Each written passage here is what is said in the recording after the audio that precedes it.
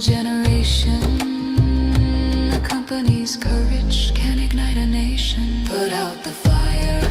Ooh, put out the fire. Echoes and rise. This is your hour. Metafoodians unite. Metafoodians ignite.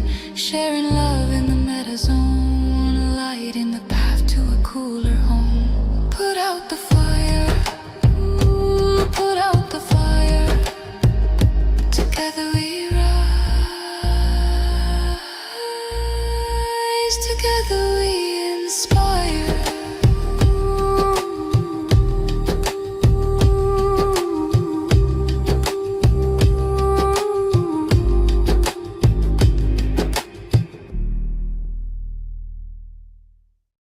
Welcome to the Planet B podcast, where truth, transformation, and faith converge.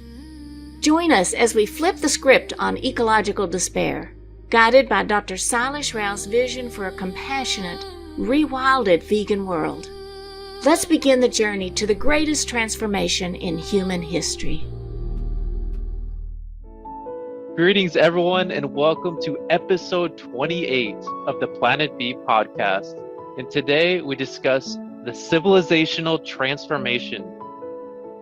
Dr. Rao, I think we are all very ready for this civilization transformation. Yeah, civilization transformation is about changing everything we do altogether. Sort of like a summary of what we need to do. Doesn't quite go into how we do it, but there are some indicators on how we can go about doing it. It really comes down to people wanting to be sincere about doing it initially. Wonderful. So I started off with Victor Hugo's quote, "There is nothing as powerful as an idea whose time has come."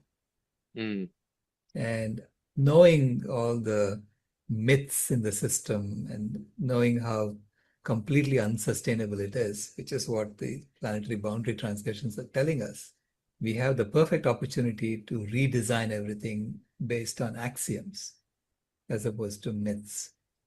Because the difference between the two is that myths are things that we were sort of told is true.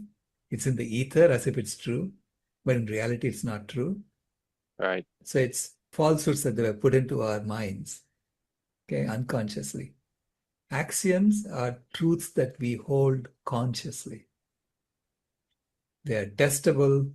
You can check that they're true or not. And if they're not true, change them. So you're consciously adopting certain principles, and then you're building everything based on those principles. And that's how you create the civilizational transformation. It's literally dropping the old programming. It's the old operating system, so to speak. Yeah. And then building something new on the correct axioms, which are verifiable. Okay, so that's why you do with the axioms. You should be able to verify them that they are true. Right. And right at the beginning of chapter 28, you state, "The path forward to a bright future is narrow and hard, but our best chance for achieving it is when everyone feels like they belong in nature and on the same team called Homo Ahimsa." Correct. We all have to be together to get it done. It's Yeah. not something that can happen if we are constantly fighting with each other. We have to agree that our goal is to create a living environment, a civilization that's in alignment with nature, that can sustain itself going forward. So it's an opportunity to redesign everything based on what we know now to be true. And I also see every human being who adopts these axioms and starts changing their choices, their decisions to be in alignment with the axioms. Every such human being becomes a developer of this new civilization. So whereas in Planet A, you're just a consumer, you're just a passive recipient of what has already been designed for you. So it's a code, looks like an operating system that was already designed and you just were born into it, right? And now we are given the opportunity to redesign it based on axioms. So then every one of us becomes a programmer of this Yeah. new civilization. So because every one of us, when we make our transformation individually, we are causing the system also to respond.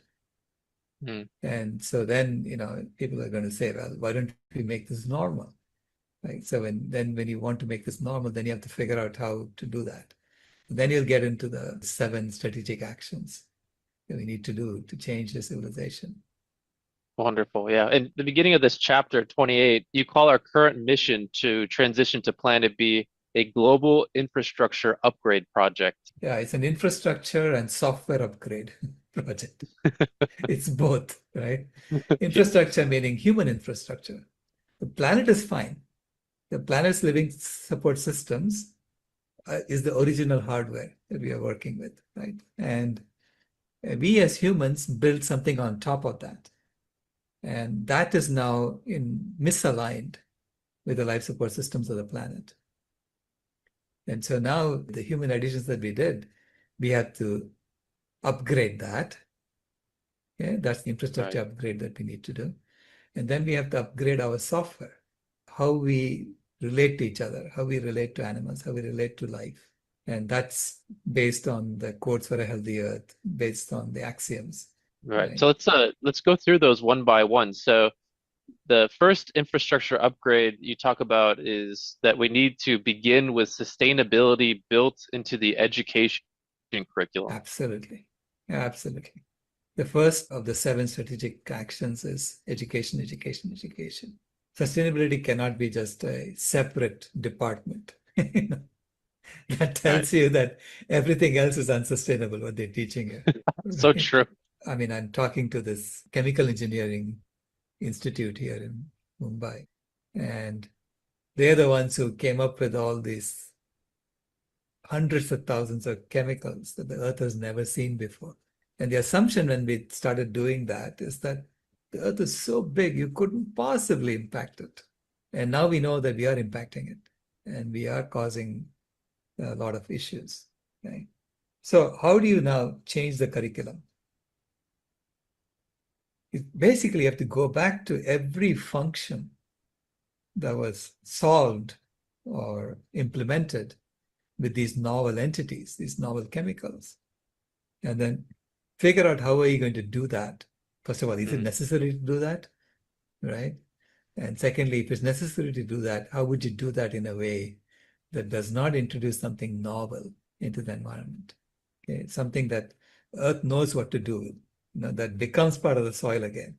So something more organic. So it's really a complete redesign of our infrastructure, right? Talking a little bit more about the education, how do you view education would change as we transition into Planet B? So you mentioned some going into the engineering schools and helping them understand more of that, the systems infrastructure. And what are some other ways you would see education change? I would say the purpose of education will change to you're educating people not to become laborers in an industrial machine, which is what we are educating today. We still have the same Mm. industrial education system, but you're educating people to understand the life support systems of the planet. And then they can figure out then how they want to contribute towards helping it and maintaining it and so on. By the time you get through high school, you need to understand every aspect of the life support systems of the planet. Yeah. That's the way I envision future education to be. Because that's basic stuff you need to know. Then you can specialize, how are we doing the infrastructure for humanity in a way that is least harmful to the planet? Mm. Right? How do we repair things as opposed to innovate on making newer and newer things? How Right. do we repair what we already have? Those are all the skills that we would have to teach. How would education foster a sense of purpose in people? It's something we've talked about before is find my why. Like, Right. Yeah. I mm, mean, I'm convinced that everyone who's here at this time has a gift that nature needs, that they can offer to help nature. And so knowing that, it's how do you help people find their gift, sing their song, so Yeah. to speak. So I see the education system of the future on planet B to be much more self-directed. So kids figure out what they want to do, Mm, as opposed to sending them to this exact same, assembly line right. where you're supposed to graduate according to your age. Some kids are slow, some kids are fast at learning these Right. things. And some kids are good at learning art as opposed to math. So why are we forcing everybody to study these things, right? If you let it be more organic, then kids find their own way, what it is that interests them. And they're joyful doing it. I know that's what they did at Sadhana Forest for their two kids, the founders' two kids. So both the children basically didn't, they were playing in nature for the first 7, 8 years of their lives. And then suddenly they got interested in learning how to read and so on, and they picked it up very, very quickly. Mm. So once we kind of allow children to discover things at their own pace, actually, they may learn faster. They may learn more, and they Absolutely. will definitely excel more into something that excites them. Absolutely. Yeah. It's not that someone else is telling them, you have to graduate, you have to go study this, you have to do that. No, it is, they're self-motivated, they pick it up much, much faster than you drilling it into them. When you say that, I just think of tests. All of us, we dreaded tests in high school, Right. in college. I mean, Mhm. that doesn't seem like that's part of this new way. Well, I did a course with T. Colin Campbell Foundation on plant-based nutrition, and I loved the way they structured it. It was basically all self-directed, and there was a tutor who you could ask questions, and they would help you if you have any problems.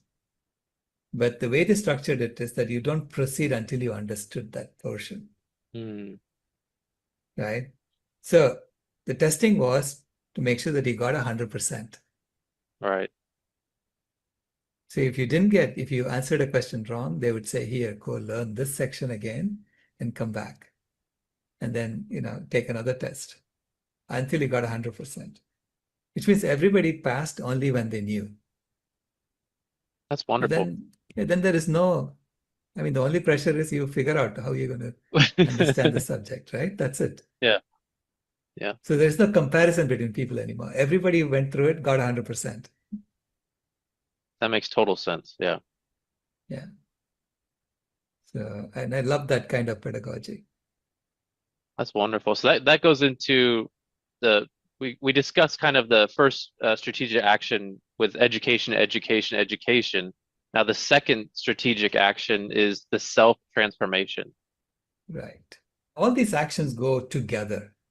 It's like the 7 dimensions of the transformation, right? Yeah. So the second one is you have to basically heal yourself. You have to put on your own oxygen mask first before you help others. And as a species, we have to heal our species before we heal the earth. You help people put on their own oxygen mask before you go help others, right? Help other Yeah. animals and so on. So this is why self-transformation is so important.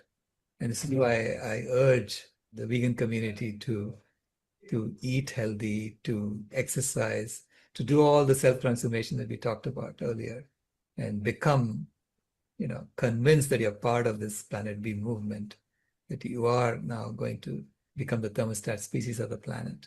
So you have a purpose in life. Become vitally engaged guardians of animals and nature. So that self-transformation, that's the foundation on which all the others rest. Right. And we talked about this a little bit throughout this podcast series, but when people are eating that healthy food, they're exercising, they're feeling good, it's like a magnet that people who maybe Yeah, aren't vegan yet, they're so interested in this way of life, and it brings people in just by the vibration that they're giving off. correct. Yeah, the aura that surrounds you, when you do things right. Because healthy always, people can tell that you're healthy. Yeah. right? It's so true. Yeah. Yeah, wonderful. So the third strategic action is the goals transformation. Yeah.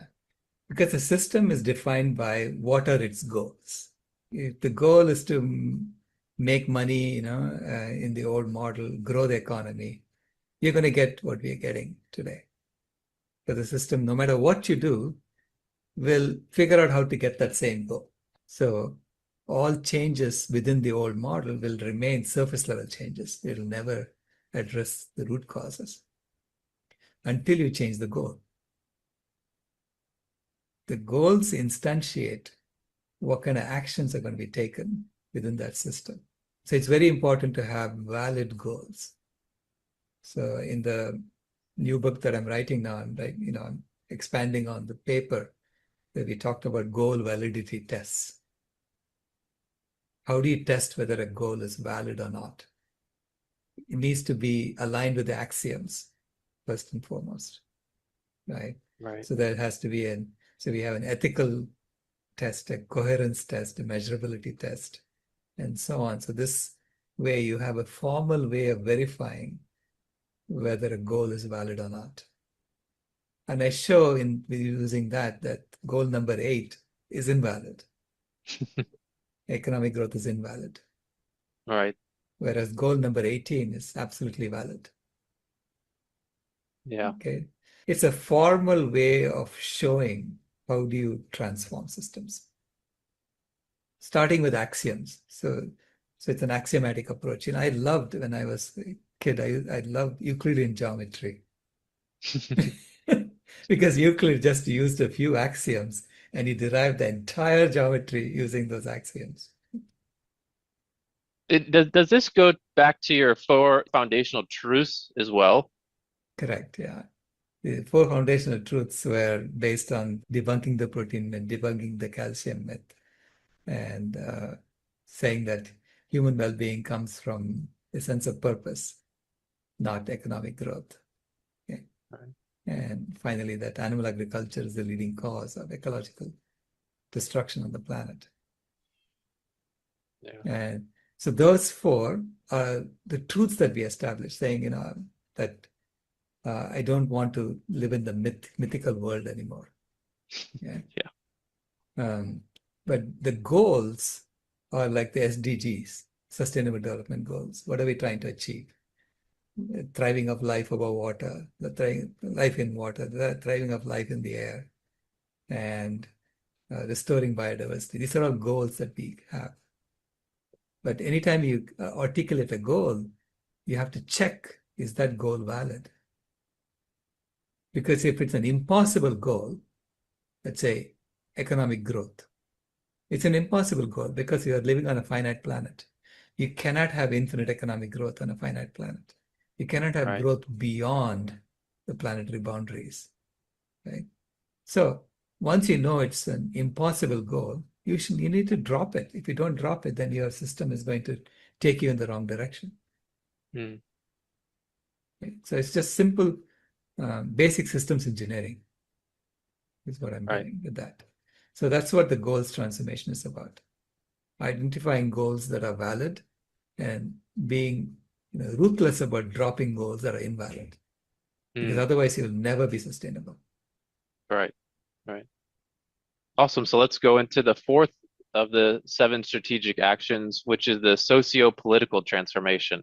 That's a big one. Correct. Yeah. Yeah, I know. How do we govern ourselves? How do we relate Uh, to each other? How to be community oriented as opposed to individualistic? How to collaborate and not compete?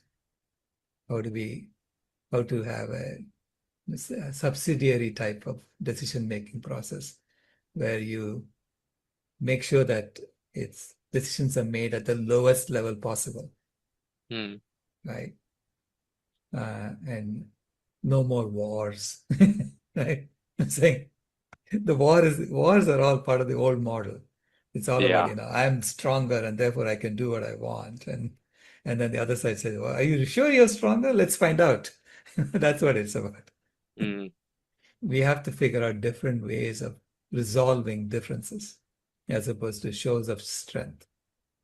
Do you have like an example what socio-political system would look like on planet B? Participatory governance.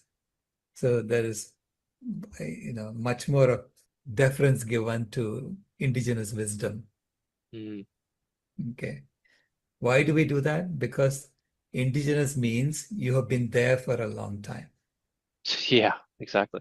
which means you understand the local conditions better than anyone else. Right.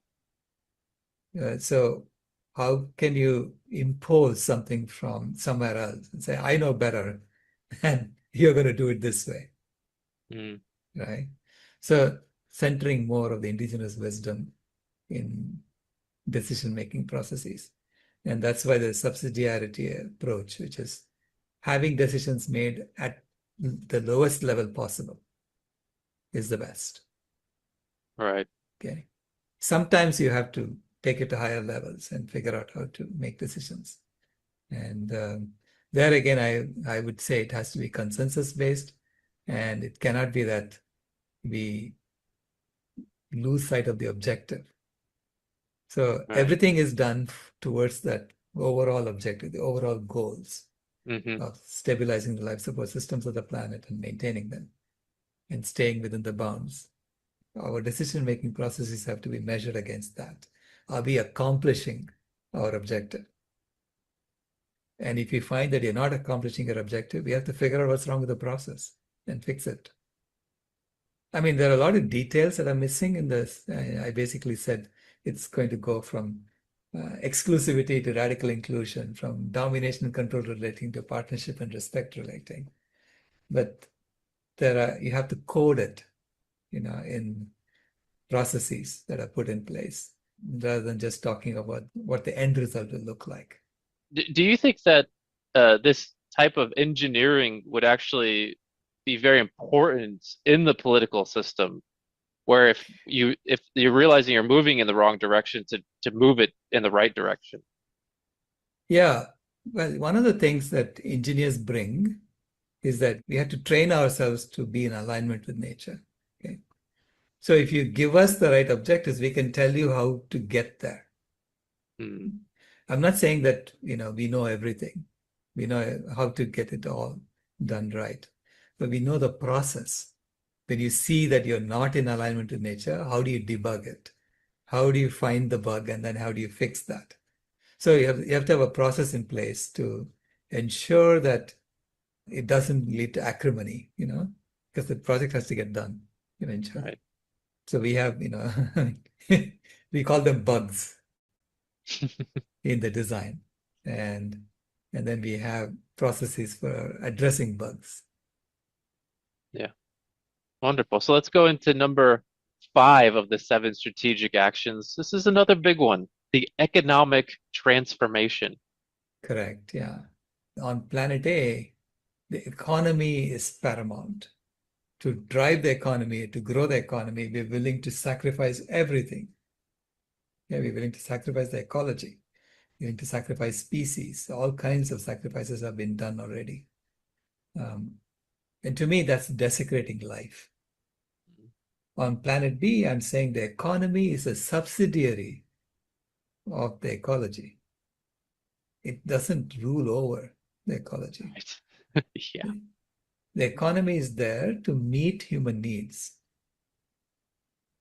not to stoke human desires and meet and basically manufacture the wants, turn the wants into manufactured needs, and then meet them, Yeah. which is how you keep growing, something, right? So instead, it has to be the economy is there to meet the needs. If that involves having to, innovate, we'll figure this out. You have to go innovate. Okay. If you don't know how to do something that's essential, we will innovate. Mm, And it doesn't have to be that you'll innovate only when you're constantly trying to grow the economy. right. Okay. So that's a false motivation for innovation. Yeah. Yeah. And we'll get into more of this definitely in the next chapter, which is the money game transformation. So Correct. the Yeah. next of the 7 strategic actions is the ecological transformation. Yeah.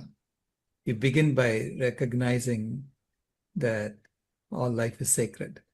So the radical sacredness, and that our role is to restore the ecosystems and maintain them, Yeah. as opposed to extract from the ecosystems, as opposed to seeing everything as resources.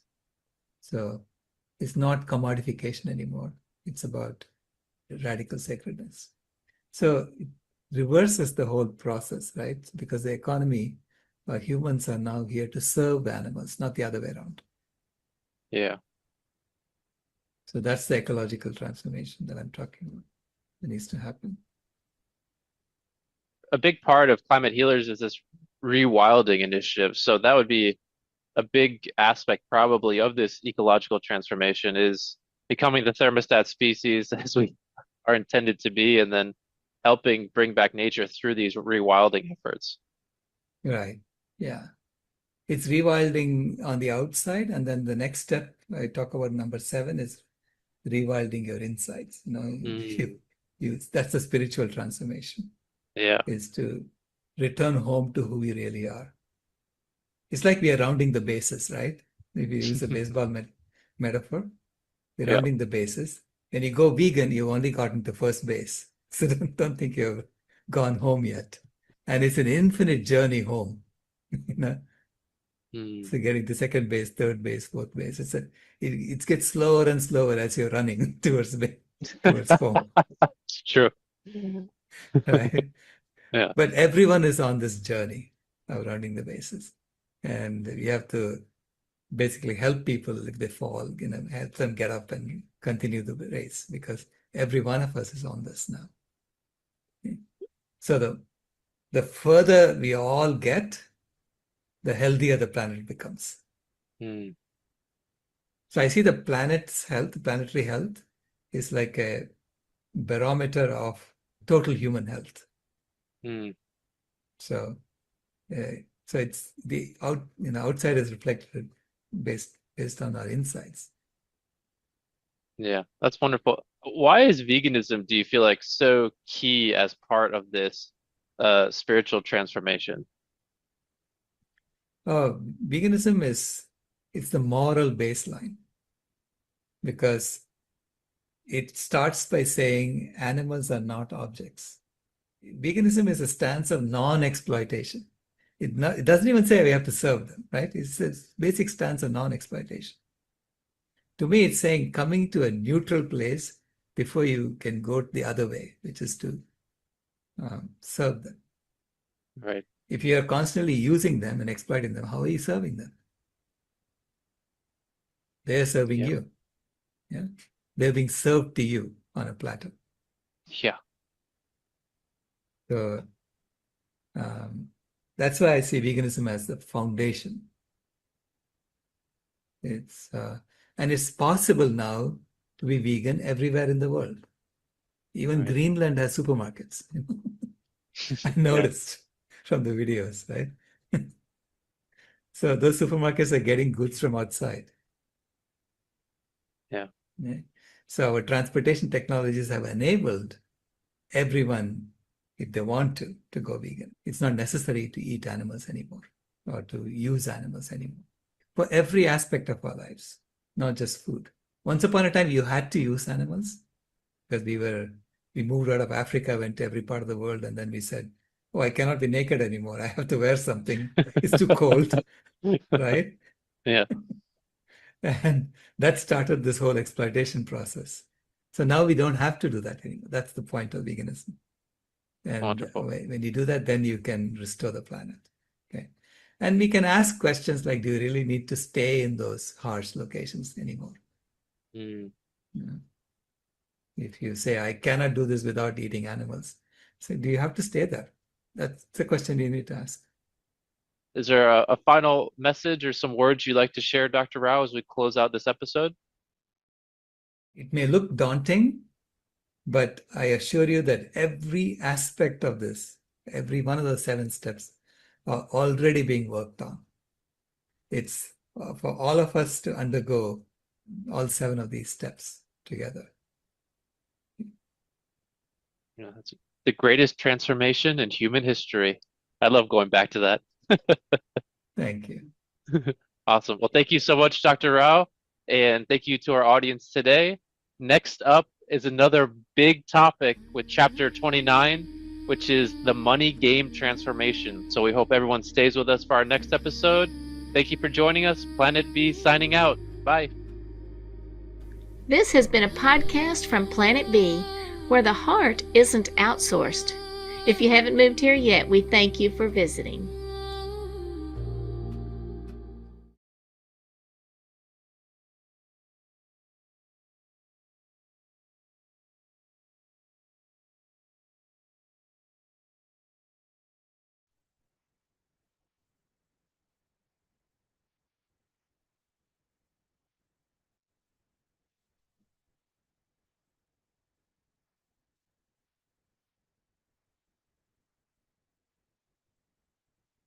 I like it that we always end every episode with Rebecca in her Texan accent. Yes, for sure.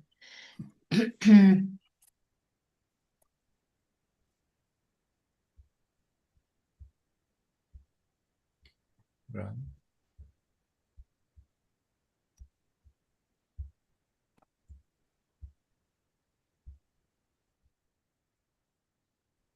Okay. Brown?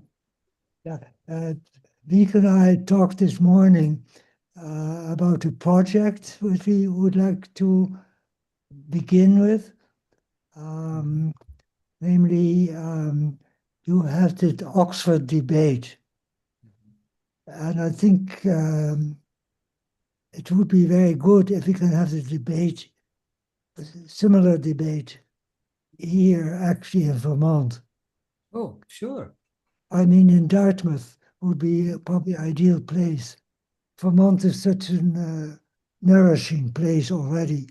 You have Bernie Sanders, you have a lot of good people there, and we have a lot of cows too, and trees, Right. young Right, trees, right. because everything was flat. It was all cut down 100, 200 years ago, so we had no trees at all, only sheep. But now we have some first generation trees, slowly needle trees and with green leaves. But I think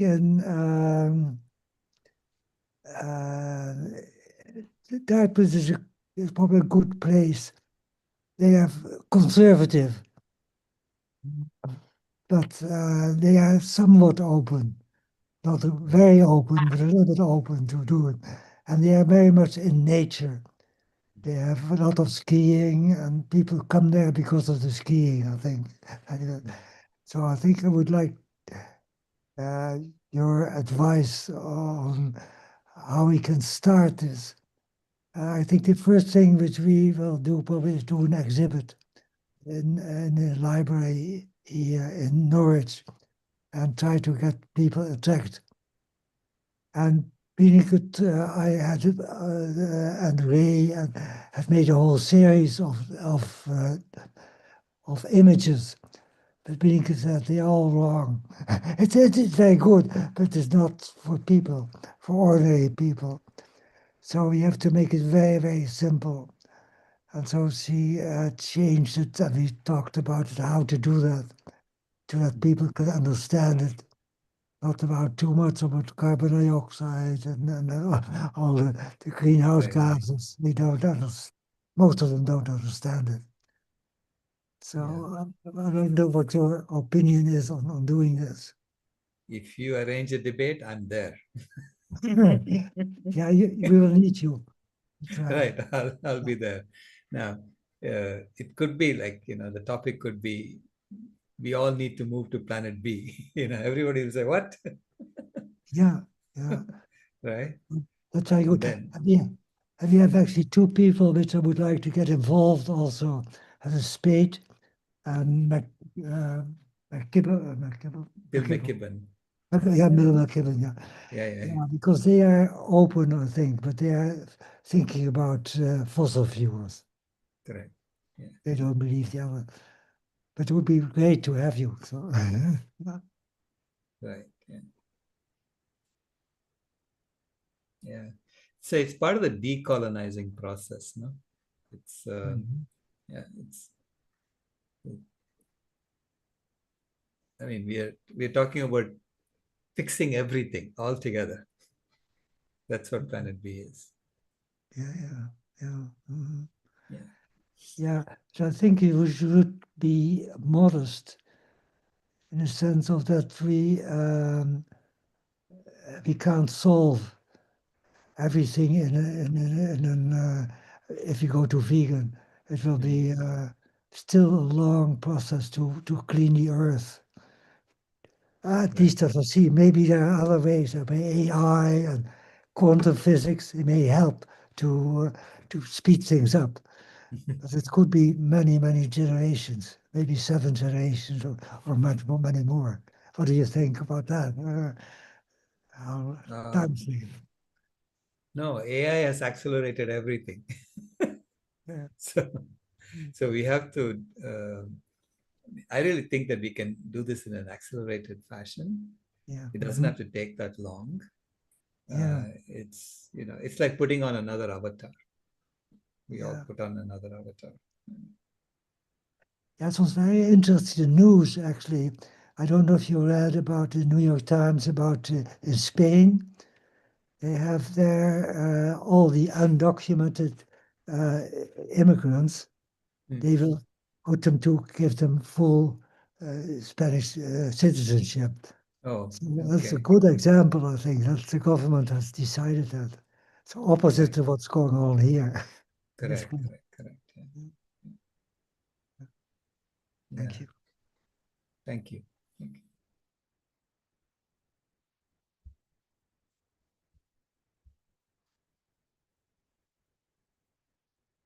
Toby,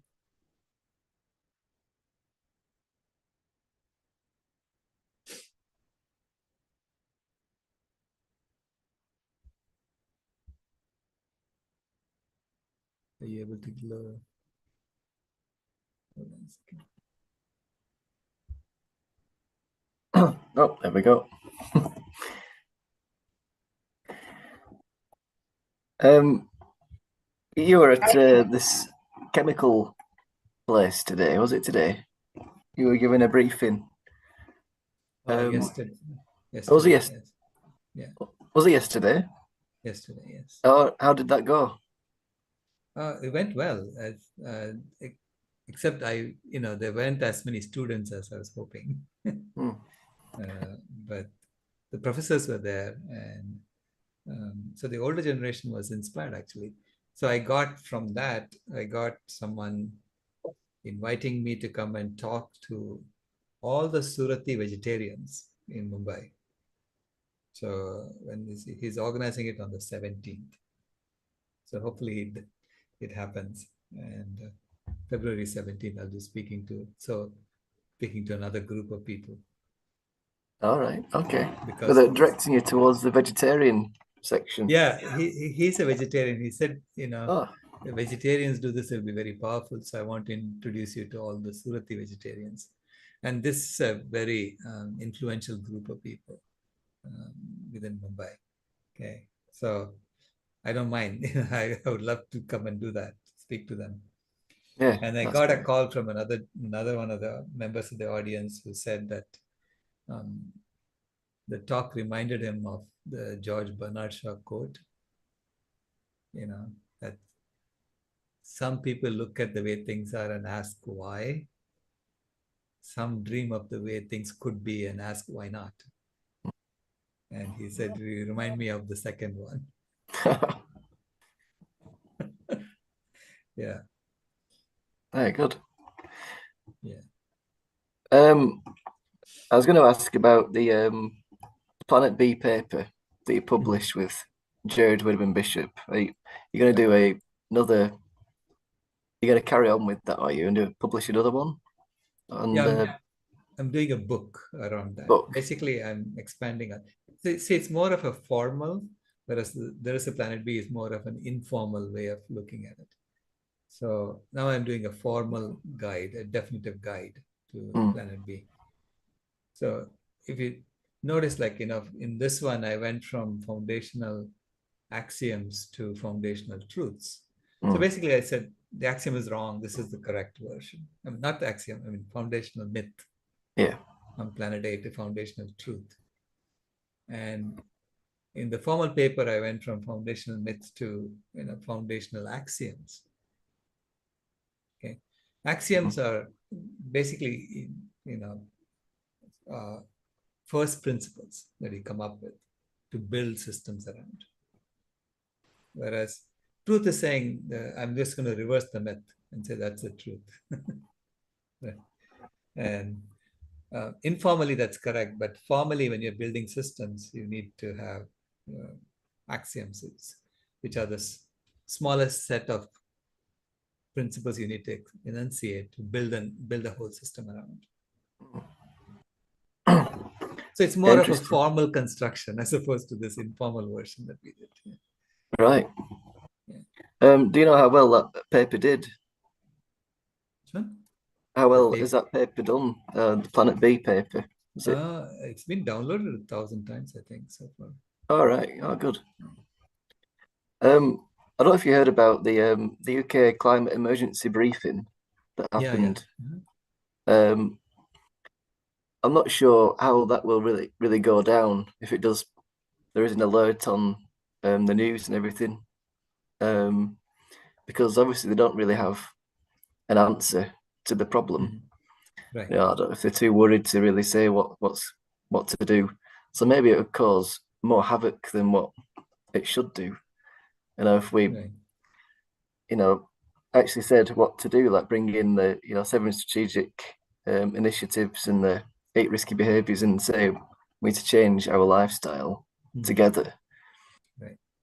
Surely that would be a lot better for us to be able to. Otherwise, it's going to cause mayhem, isn't it?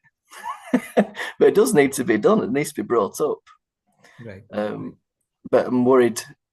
I think they're trying to think of an idea of a way to do it, but I think, as far as I've seen people talk about it, it's going to cause more trouble than good. I'm not sure. So I talk to people. We need to somehow do something, that would wake up people to see that. Exactly. Yeah. Otherwise, we are all, sleepwalking. It reminds me of the Pied Piper story. Right? We're all following the piper who's dancing and he's leading us into the river. At the end of the last strategic initiative, we talk about the sacredness, like spirituality and something from within, because that's the main thing that's going to change people. We can't change people who can only teach and be an example, and they got to change themselves. Right. And that is kind of like a spiritual thing, really. It takes a lot of deep self-reflection, and I don't think people realize how to do that. But I think when we are in Planet B and we talked about it before when you weren't here the last episode, I brought it up about the fact that maybe we could have some kind of something that we can recite, like a Bible or something that we can go over, and I guess you do it every time we eat, like we eating whole food, vegan, and you know why you're doing it and you think about it, don't you? But people kind of will fall off the bike, and kind of look at the wrong direction or something. Maybe we need to have something like you do in religions, where you start to recite and go over something, like you do for every morning for the sun salutations and stuff like that. So, but maybe something like the idea of a Bible, like a Planet B or veganism, where we can. What are your thoughts on that? Yeah, religion is really about good living. Right? How do you live in a way that's in alignment with yourself and the world? And it's like recipes you're coming up with for doing that. Yeah. And, some inward reflection every time you eat is good. Yeah. Maybe just a moment of silence, look inward, and get in touch with the sacred within you. So the food that goes in, nourishes the sacred within you. Well, I guess really that the food that goes in, whether you're if you're eating the seeds and everything, it comes out maybe as a plant. So it could come out quite great. So Yeah. nature's a beautiful thing. Thank you. Thanks, Toby. Ken?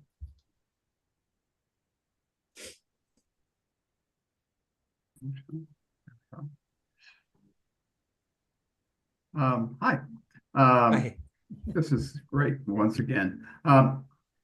All of my training on consensus building has to do with avoiding dichotomies, avoiding confrontation, and the vegan, non-vegan, vegan, non-vegan is very tiring for me.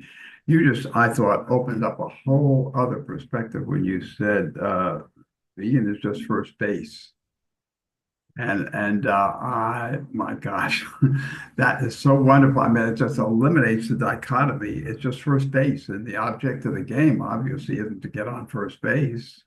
That's a necessary step. But the object of the game is to make a score and run. Right. So have you played it all with that analogy to go any further with that? I just wondered if you, I know you have things going on in your mind all the time. Yeah.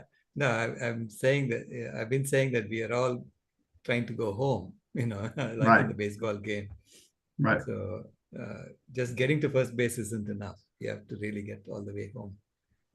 And as we're running the bases, we fall, and you have to pick yourself up and keep going. Don't give up. Yeah. Got any other images for second and third base? Yeah.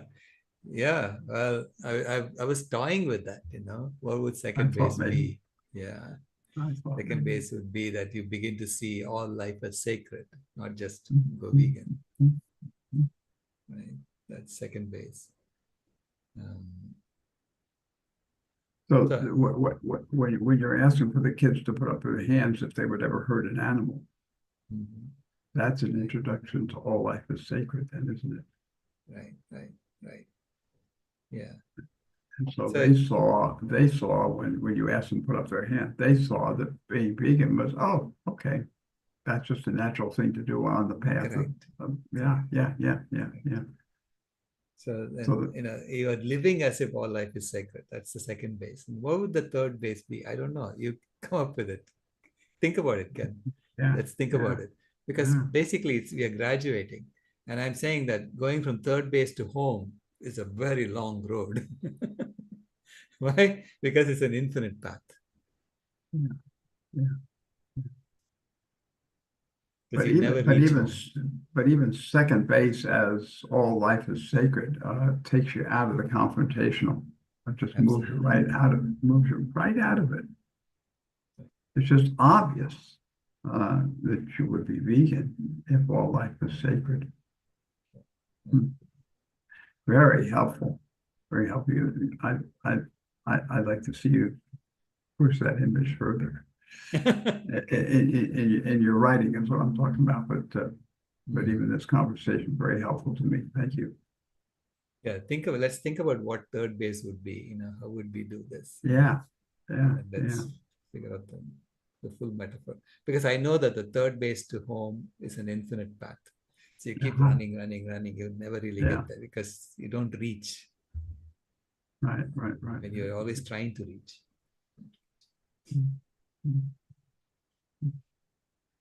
Always room for improvement. So Thank you. All life is sacred. Okay.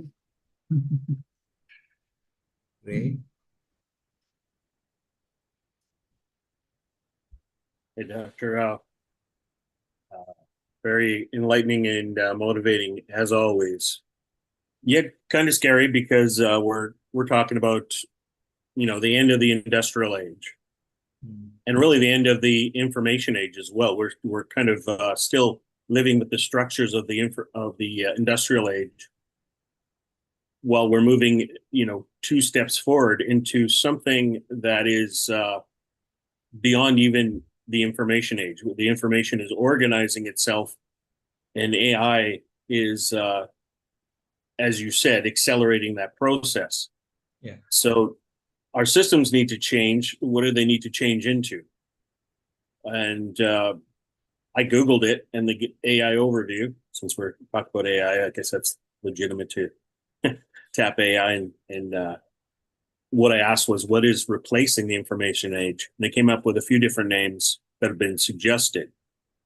And one of them was the age of sustainability, which is, that sounds good, but we know that the word sustainability is been abused and manipulated, and we've already, as I guess vegan theologians have moved on to, and environmentalists have moved on to regenerative. It's not good to sustain. It's not good to recognize all the systems that are failing and saying, well, let's keep it going. We're in overshoot mode. Let's sustain overshoot. We need something that's regenerative.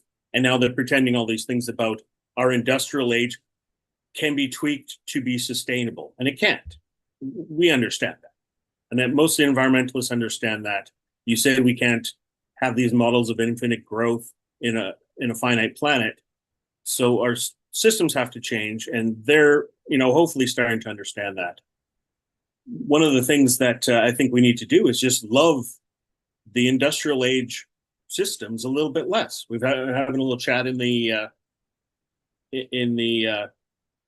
chat for this meeting, and I'm challenging. Are these systems serving us right now? Can we tweak them? Can we give it a different name other than socialism? Because I think a lot of what you're describing is socialism. And I think you don't say it because I think that's a word that turns a lot of people off, especially Americans.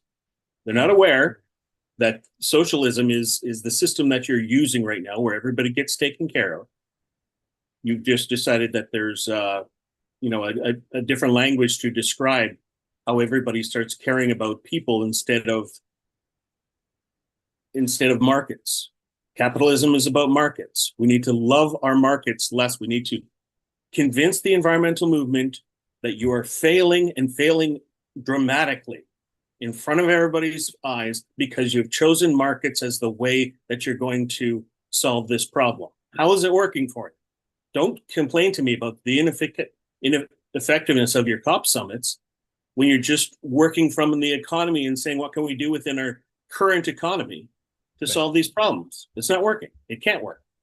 It will only work so well because those systems are failing, and you're trying to tweak them. You're putting more Band-Aids on them, and it's not the way forward. It's not regenerative. It's not thrivable.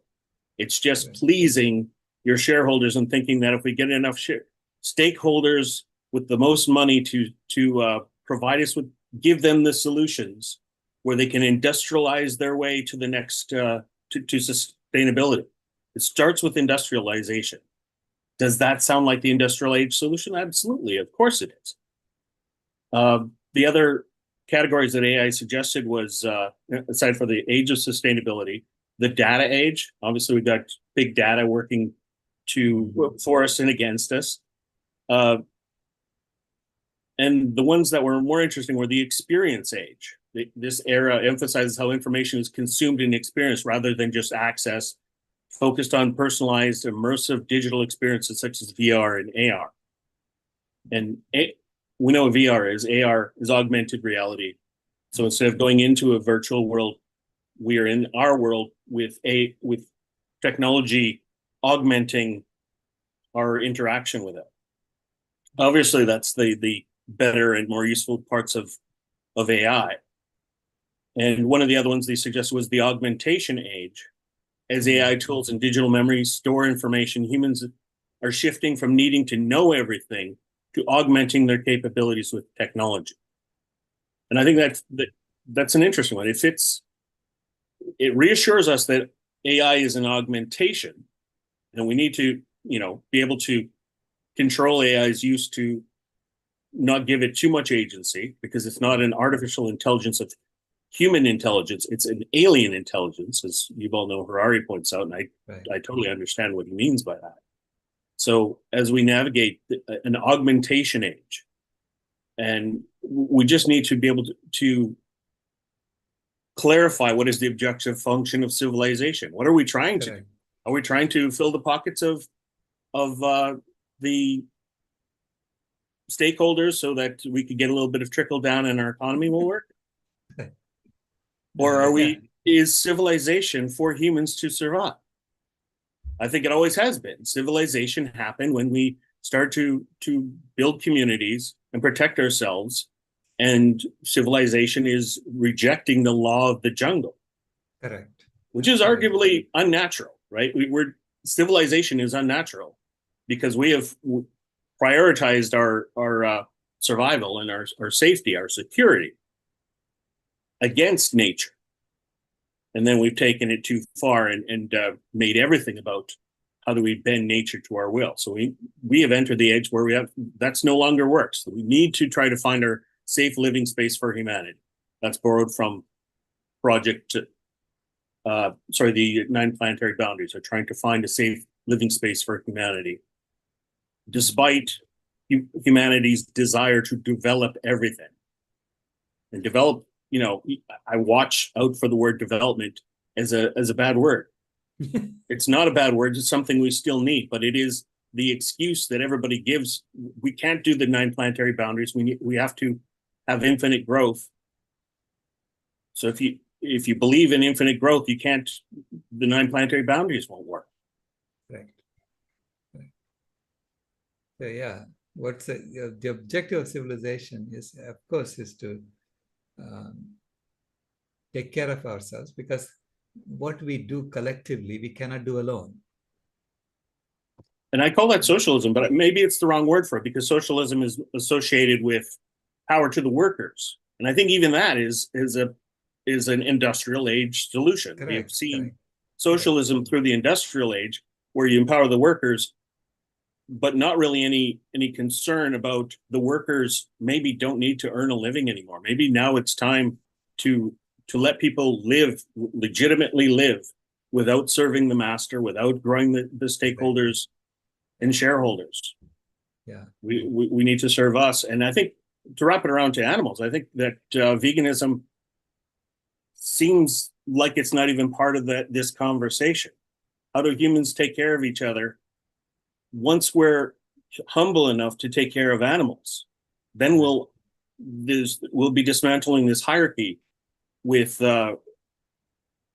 white Western industrialists at the top of the hierarchy and animals at the bottom. What if you dismantle that? And social justice movements understand this really well. Mm-hmm. But they tend not to be at the COP summits because there's nothing for them there. But they can be here. They could. I think this is a good forum for social justice people to say, how do systems change? One of the early programs I was talking about this 50,000 year history of sexism is coming to an end. Like we can end it within our lifetime. That's incredible. Right. What else are the permutations of that? What else can we end? Speciesism. You can end that. So which isn't a household word. I mean, people need to know what it is and understand its parallelisms with other things, rather than saying, why focus on the animals? Humans are in a lot of trouble. Yeah. No, I mean, it's addressing all the isms together. It's recognizing that it's all one single transformation. And we're just looking at dimensions of the same transformation. So yeah, we have to come up with a new word. It's not an existing ism. I'm not trying to we're not trying to reinvent an existing ism. It's something new. Maybe sacred socialism. I don't know what to call it that. And it's actually socialism for all the species. Biocentrism is a word that means something specific. It certainly fits into this. I don't know if it's exactly the one, but yeah, everything that you talk about is this ism And we don't want to make it culty and call it Saileshism or Raoism. Planet Bism. Raoism's close to Maoism. No, thank you. Yeah. And I think people would be cautious of anything that seems too culty like that, and suspect it's wisdoms. And it's unfortunate that's happening, that they're following the groupthink of mainstream environmentalism, which has been in a sense, co-opted by it's all about climate change. And whereas that's only one planetary boundary, we're starting to break through those groupthinks and say that you can't silo yourself into one thing if you're an environmentalist. You have to be a holistic environmentalist and be an expert on your thing, but see how it fits into the big picture. Yeah. And give up a little bit of that capitalism that says that as a scientist, I'm focused on climate, I'm focused on the atmosphere, and that's legitimate. It is legitimate from the scientific method. You have to measure it. But when it comes to the politics of solutions, you have to be looking at the ground. The ground is where the solutions are. And just because it isn't your widget, just because it isn't what you get paid to do, it has to be part of the solutions because it's the best solution. It's painful to watch people ignore it. Not for long. They're gonna have to acknowledge it very, very soon. So thank you, Ray. Thank you. All right. Thank you all very much. It's always a stimulating conversation. So please come back tomorrow.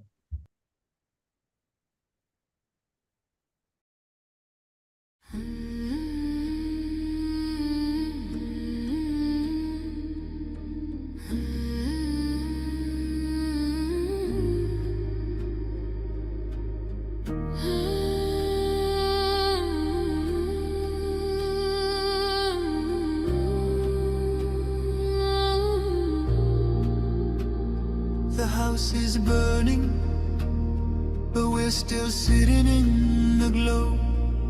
Phones charged, lights on, pretending we don't know. But the forest is silent, the river's running low, and the flame on our plates is the strongest fire we throw. Put out the fire, put out the fire. Echoes and rise, this is your hour.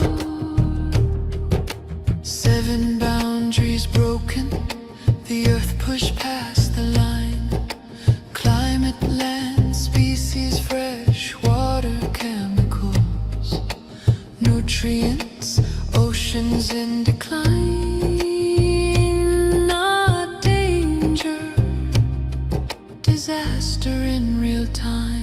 Put out the fire, ooh, put out the fire. Metafudians rise, this is your power. And here in India, one truth stands the same. Milk is not just milk, dairy feeds the flame. Cows and methane, fields and forests turn to grain. Politics, culture, carbon, all wired to the same chain. Every cup of curd is heat in the air. Every block of butter is a forest repair.